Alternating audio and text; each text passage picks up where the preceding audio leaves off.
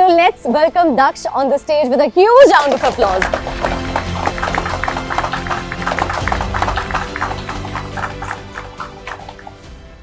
So Daksh, how are you feeling? क्या expect किया था? Over expected? क्या हुआ क्या नहीं? I'm feeling very nice, and ma'am, after such a long journey of 2 years, and now I'm feeling very nice, ma'am. तो ये जो इतने सालों की मेहनत है ना, it's in this one exam. तो पहले तो आपने कैसे सोचा कि मुझे नीट के लिए प्रिपेयर करना है और मुझे यही चीज करनी है? Ma'am, it's all started in class 10th when I enrolled for NTH exam. NTH के बारे में मुझको मेरे एक फ्रेंड के से पता चला था. वो 9th-10th में क्लासरूम कोर्स लिया था उसने, और उसने अपने एक्सपीरियंसेस शेयर किए थे मेरे साथ. तो मुझे उसके एक्सपीरियंसेस से लगा कि yes, Akash is the right platform. तो मैंने NTH में एग्ज़ाम दिया, एग्ज़ाम से अच्छा रिजल्ट आया एग्ज़ाम का, और फिर मैंने मतलब एडमिशन लिया आकाश में. तो जब आपने आकाश ज्वाइन किया है ना, तो स्टार्टिंग में आपको कैसे उस तरह से ग्रूम किया गया, और मतलब आकाश ने क्या रोल प्ले किया है कि आप आज हमारे साथ बैठे हैं और इतना अच्छा स्कोर किया है आपने? मैम, वैसे आपको बताया कि जब मैंने जर्नी स्टार्ट की मैं काफ़ी एक्साइटेड था, पर कोई डायरेक्शन नहीं थी मेरे पास कि मुझे मतलब कैसे करना है. तो आकाश ने मुझे डायरेक्शन दिखाई है. एक्चुअली मैम, मेरे को लगता था कि सिलेबस की रिवीजन सफिशिएंट नहीं हुई है. मतलब कि मेरे को लगता था, जब मुझे पता चला कि हाँ सिलेबस काफ़ी है और उसकी रिवीजन करना एक ईजी पार्ट नहीं रहेगा. बट फिर मैंने देखा कि आकाश में 3 लेयर टेस्ट होते हैं, जैसे FTs फर्स्ट ऑफ ऑल, तो उसके बाद TTs होते हैं, और उसके बाद AITs होते हैं. तो ये 3 लेयर टेस्ट के कारण ना मैम वो सिलेबस ही 3 बार तो रिवाइज हो ही जाता था एटलीस्ट. तो यानी ये तो था कि एटलीस्ट सिलेबस 3 टाइम्स रिवाइज हो गया, और उससे ज़्यादा अगर मतलब मान लीजिए कि टीचर कहते हैं कि वो अपने लेवल पे कोई टेस्ट कंडक्ट कर रहे हैं, तो उससे एक आध लेयर और एडिशनल आ जाती थी. टीचर्स ने भी मैम काफ़ी गाइड किया. मतलब शुरुआत में जैसा मतलब कि मैं काफ़ी मतलब थोरो जाया करता टॉपिक में, मतलब काफ़ी बुक्स रेफर कर ली कि हाँ टॉपिक में काफ़ी जानना है. तो फिर टीचर्स ने बताया, उन्होंने बेंचमार्क कहा कि नीट में आप अगर ऐसे करेंगे तो आप मतलब आपका स्कोर ड्रॉप करेगा, कि आप ओवर थिंकिंग में जाएंगे. उन्होंने मतलब प्रीवियस जो स्टूडेंट्स थे जो ऐसा करते थे मेरी तरह, उनके एक्सपीरियंस उनके बताए कि भले ही वो उन्होंने ओलंपियाड वगैरह में अच्छा परफॉर्म किया, बट उनकी नीट में due to this over thinking, due to मतलब ज़्यादा रिसर्च करने के कारण उनके काफ़ी मार्क्स डिडक्ट हुए हैं. मतलब उनकी रैंक काफ़ी अच्छी आ सकती थी. तो यहाँ पे काफ़ी अच्छा गाइडेंस का रोल रहा है मैम. आई एम श्योर आपकी जर्नी में भी कहीं अप्स एंड डाउन्स आए होंगे, कभी अच्छे स्कोर आए हैं, कभी अच्छे स्कोर नहीं आए हैं. तो उस टाइम पर आपने कैसे खुद को मोटिवेट किया है? मैम, जैसे 11th के लास्ट तक मेरे मतलब कि काफ़ी अच्छे मार्क्स आए थे. AITS होते थे मैम हमारे, तो फुल सिलेबस AITS पे मेरे 700 क्रॉस कर गए थे. मुझे काफ़ी कॉन्फिडेंस आ गया था अपने अंदर. और तो फिर मेरे को 12th में AITS थोड़े लेट स्टार्ट होते हैं, पहले सिलेबस कंप्लीशन होती है 3-4 चैप्टर्स की.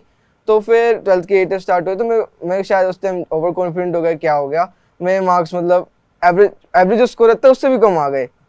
तो फिर मैं वरीड हो गया, एंग्शियस हो गया. मेरा एक फ्रेंड था, उसके साथ भी सेम सिनेरियो हो गया.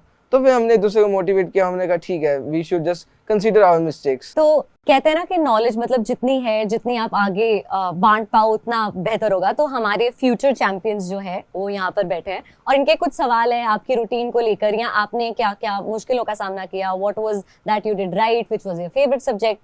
तो इनके कुछ सवाल हैं. Let's open the floor to them. हाँ, मेरा क्वेश्चन ये है कि इतना सारा सिलेबस है हमारे पास, 2 साल लग जाते हैं वो कंप्लीट करने में ही, तो उसको फिर रिवीजन के टाइम पूरा एकोमोडेट कैसे करना होता है? यस, ऐसा लगता है हमको कि सिलेबस काफ़ी ज़्यादा है, बट एक्चुअली अगर हम रोज़ की इफेक्टिव आवर्स दें, कि हम इंश्योर करें कि जो हम आज हमने पढ़ा है वो मतलब हम कंसोलिडेट करें उसको, तो फिर आपको लगेगा कि हाँ सिलेबस को आप मतलब पीस बाय पीस कवर कीजिए.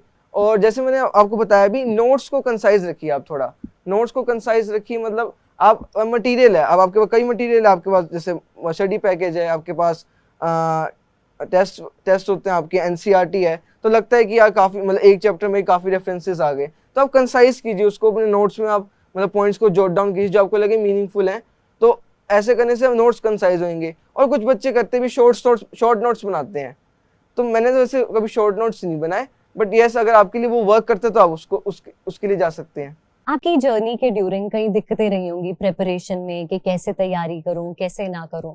तो उसके बारे में थोड़ा सा बताइए. जर्नी के ड्यूरिंग आपको किस किस तरह की दिक्कतों का सामना करना पड़ा? लकीली मेरा एक स्कूल फ्रेंड था, वो 9th-10th में आकाश का उसने क्लासरूम कोर्स ज्वाइन कर रखा था, और वो वीकेंड पे जाया करता ट्रांसपोर्ट से. तो मैंने उसका एक्सपीरियंसेस जाना, तो मुझे लगा हाँ आकाश इज द राइट प्लेटफॉर्म. जहाँ पे मैं जा सकता हूँ, मुझे अच्छी क्वालिटी कोचिंग मिल जाएगी, और वो भी मतलब घर पे रहते रहते। तो मैंने आकाश ज्वाइन किया। मैम मेरा वीकेंड जो बैच था, मतलब वीकेंड प्रोग्राम जो आकाश का, मुझे काफ़ी अच्छा लगा, क्योंकि देखिए वीकेंड हम जाते थे सैटरडे संडे, मैं ट्रैवल करता था जींद से रोहतक, और मेरे पास मंडे टू फ्राइडे, अब मंडे टू फ्राइडे मेरे पास ये टाइम था, I can consolidate what I have learned in 2 days। तो मतलब मैं अपने डेज को डिवाइड भी कर लिया करता था कि मंडे ट्यूसडे मैं ये करूंगा, वेडनेसडे को ये करूंगा, थर्सडे फ्राइडे ये करूंगा। तो आई एम डेफिनेटली श्योर इस जर्नी के ड्यूरिंग बहुत सारी ऐसी लर्निंग्स रही होंगी, तो वो लर्निंग्स आप जितने भी फ्यूचर नीट एस्पिरेंट्स हैं, हमारे फ्यूचर चैंपियंस हैं, उनके साथ शेयर करना चाहेंगे कि क्या ऐसी टिप्स हैं जिनका उनको जरूर ध्यान रखना चाहिए? मैम एक तो कंसिस्टेंसी मेंटेन करनी चाहिए, कंसिस्टेंसी हार्ड वर्क में भी और आपके इमोशंस में भी। आपको हार्ड वर्क मतलब ये नहीं कि आपने मतलब एक दिन आपने मतलब कि 4 घंटे पढ़ लिए तो ये कि आप नेक्स्ट डे उसको छोड़ दें, नहीं, आपको एक मतलब प्रॉपर अपना मतलब टाइम शेड्यूल करना है कि हाँ मुझे क्वेश्चंस भी करने हैं आज, मुझे थ्योरी भी करनी है कवर, सब रोज करना है, और कंसिस्टेंसी इन हार्ड वर्क। और दूसरी चीज कंसिस्टेंसी इन इमोशंस। अगर आप मतलब कि अब किसी दिन इमोशंस में कंसिस्टेंट नहीं है कि आप मतलब हैप्पी नहीं फील कर रहे हैं, अच्छा नहीं फील कर रहे, तो आपकी ऑफ कोर्स एफिशिएंसी कम होएगी। और दूसरी चीज जिस पे मैं फोकस करता हूँ मैम, आप जब पढ़ रहे हैं तो आपको ये इंश्योर करना चाहिए आपकी एफिशिएंसी अच्छी आ रही है। मतलब ऐसा लगता है कि सिलेबस वास्ट है, बट सिलेबस इतना वास्ट नहीं है। अगर हम उसको पीस बाय पीस करें और मतलब कि चीज़ों को कंसेप्चुलाइज ज़्यादा करें, और लर्निंग पार्ट को सेग्रीगेट करना बहुत जरूरी होता है मैम। लर्निंग पार्ट को सेग्रीगेट कीजिए और कंसेप्चुअल पार्ट उसको सेग्रीगेट कीजिए, अलग अलग कीजिए दोनों को।